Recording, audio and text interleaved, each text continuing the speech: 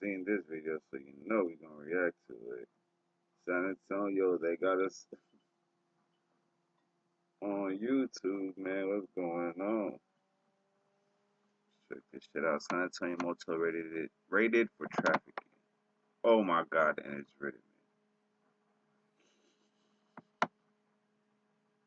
Imagine being able to build an app with your name on it, just by thinking about it.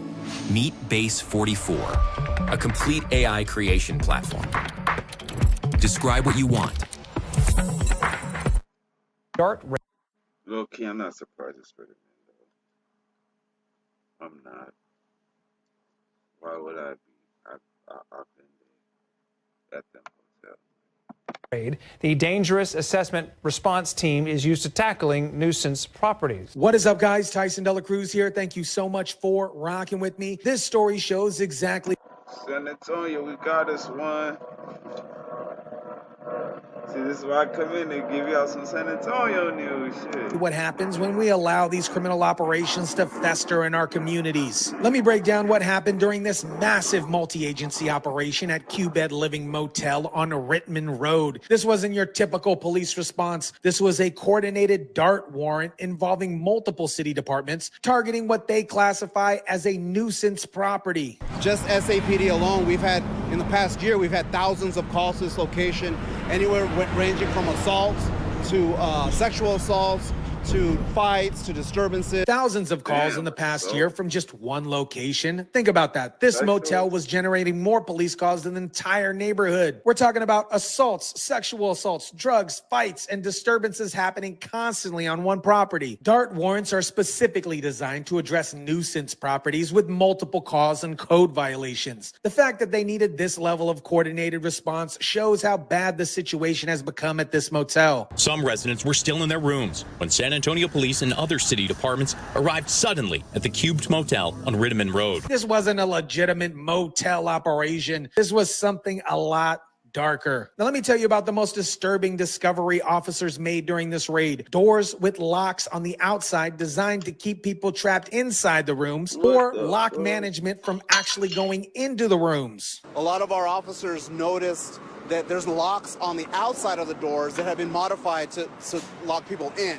That's usually an indication that there's human trafficking involved. Officers immediately recognize these exterior locks as classic signs of human trafficking operations. When you modify doors to lock people inside the rooms, you're not running a motel, hotel, whatever it is. You are running a prison. Police said some people have been improperly staying for multiple months, and they pointed to doors with outside locks. People had been staying at this location for multiple months, which violates city ordinances for hotels and motels. But combined with the exterior locks, this creates a perfect environment for human trafficking operations where victims can be controlled and potentially exploited. That's also because we've had multiple reports here of the same, of human trafficking and sexual assault in here. The exterior locks were just physical evidence confirming what investigators already suspected. Here's another layer to this criminal operation that shows how these places exploit vulnerable people. The motel was operating as an extended stay facility without proper permits, which is a city ordinance violation. When people stay at a motel for multiple months without proper permits, it creates a legal gray area where they have fewer rights and protections than regular tenants. This makes them a perfect target for exploitation. Andrew Pitt says he stayed here since January.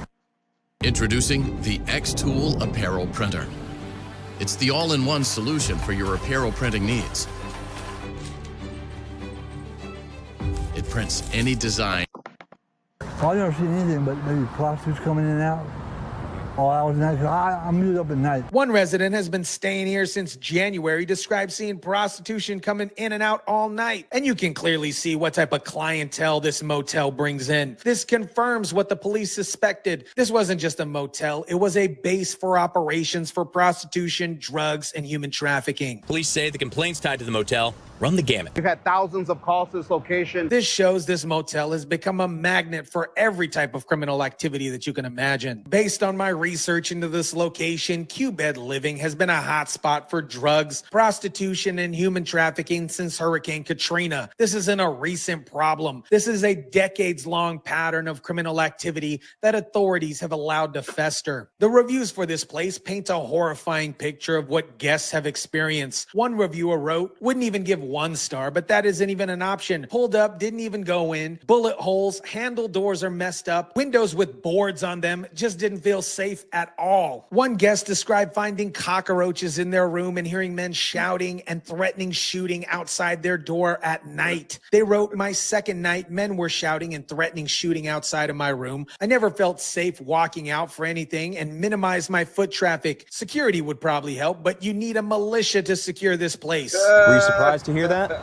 No, not in this area. This situation reminds me of day rate motels in Las Vegas and other cities where some people stay long term while others just use the room by the hour, if you know what I mean. Based on the location and type of clientele this motel was attracting, it's clear this was operating as a modern day trap house. One reviewer described this place as having a homeless shelter vibe with ignorant and extremely rude and unhelpful staff. Another wrote about witnessing people using hard drugs, weird pipes and needles in the stairways and elevator, and called it a not safe place to stay, let alone have children. We want to make sure, first and foremost, officer safety and, just everyone's safety. So if a room was, for instance...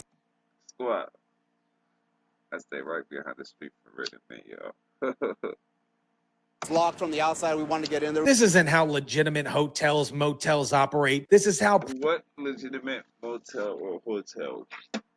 There's a few of these motherfuckers just in that area.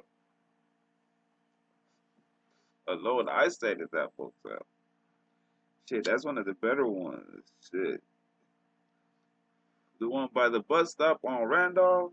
Shit, where's prison and trafficking operations work. The one former resident believed the locks were more to keep people out. That they just really locked them up just to keep people from going in, because they wasn't renting them. This sounds like somebody trying to cover for a trafficking operation. The response to this motel involved multiple city departments working together. We're talking about SAPD, Animal Control Services, Development Services, Neighborhood Housing, Metro Health, the Department of Human Services, the City Attorney's Office, and the Fire Department. The level of coordination shows how serious the city is about shutting down this operation. When you need the Fire Department, Animal Control, the Health Department, and Housing Services all working together, you're dealing with a complete breakdown of basic standards. We tried the office to get management's response, but the door was locked too, and no one answered our knocks. The fact that management was completely unavailable and unresponsive shows this wasn't a legitimate business operation. Real hotel, motel managers don't just disappear when law enforcement shows up. Criminals do.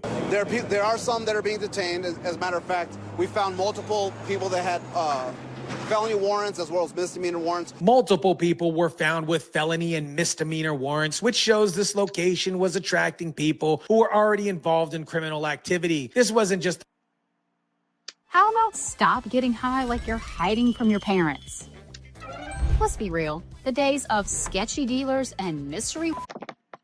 a place where crimes happen. This was a place where criminals gathered. What happened at the Q-Bed Living represents a broader pattern of how vulnerable people get exploited in places that operate outside the normal oversight and regulations. These establishments prey on people who have nowhere else to go. The reviews I found describe a place where people are afraid to leave their rooms, where drug use was happening openly in hallways, where violence was a constant threat, and where basic safety and sanitation standards didn't exist. One reviewer wrote, "I do not recommend it. It is full of cockroaches. This place is dangerous with shootings and even deaths. There are as many thieves and the rooms are not in the best condition. They have mold and all kinds of problems. Sometimes even water goes out sometimes. It's a very stressful place." Another described it as one of the worst places I've ever stayed at, with people loitering around and conditions were not safe for children at all. This is what happens when authorities allow these operations operations to continue for years without proper oversight. They become a magnet for every type of criminal activity and exploitation. America, this raid on Q-Bed Living exposes the dark reality of how human trafficking drug operations hide in plain sight in our communities. For years, this motel generated thousands of police calls while operating with exterior locks designed to trap people inside their rooms. The reviews and resident testimonials paint a horrifying picture of a place where vulnerable people were exploited, where violence was constant, and where basic human dignity was completely absent. This isn't just a poorly managed motel. This is a criminal operation that preyed on society's most vulnerable. The fact that this continued for years after Hurricane Katrina shows how these criminal enterprises can become normalized in communities when authorities don't take decisive action. The exterior locks, the extended stay violations,